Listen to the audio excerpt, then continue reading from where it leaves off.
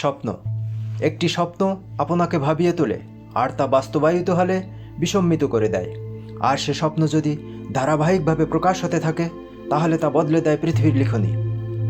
সে স্বপ্ন যদি হয় নবী মুহাম্মদ সাল্লাল্লাহু আলাইহি সাল্লামকে নিয়ে, আর সে স্বপ্ন যদি হয় আল্লাহ সুবহানাহু তাআলাকে নিয়ে, তাহলে তা জমিনের উপরে বিধান পরিলক্ষিত হয়। এভাবেই স্বপ্ন দেখতেন কালে কালে মুমিনগণ। এমনই একজন হেদায়েতপ্রাপ্ত আল্লাহর মনোনীত ব্যক্তি, নাম সৈয়দ মুহাম্মদ কাসিম বিন আব্দুল করিম। তিনি আল্লাহর সাথে স্বপ্নে কথা বলেছেন 800 বারেরও অধিক, ও নবী মুহাম্মদ সাল্লাল্লাহু আলাইহি সাল্লামের সাথে 500 বারেরও অধিক। আল্লাহ তাকে শিরক বর্জন ও আল্লাহর একাত্মতাবাদ ও মুসলিম উম্মাহর পূর্ণ গঠনের জন্য দিয়েছেন অনেক নির্দেশাবলী। কে এই মুহাম্মদ কাসিম, যিনি ইসলামী কারিকুলামে না পড়েও জানেন আলিফ লাম মিম এর অর্থ? আল্লাহ তাকে বলে দিয়েছেন।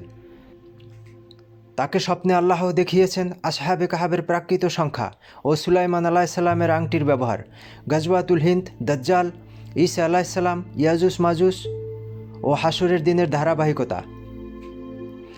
আল্লাহ তাকে তার এই স্বপ্নগুলো মানুষের মাঝে প্রচার করতে বলেছেন, যেন মুসলিম উম্মাহ সতর্ক হতে পারেন। মনের বক্রতা ব্যতি রেখে মুহাম্মদ কাসিমের রহমানি স্বপ্নগুলো পড়ুন। মুহাম্মদ কাসিম সত্যবাদী, আল্লাহর কাছ থেকে যা পান তাই বলেন, তিনি মিথ্যা বলেন না। জাযাকাল্লাহু খায়রান। আসসালামু আলাইকুম ওয়া রাহমাতুল্লাহি ওয়া বারাকাতুহু।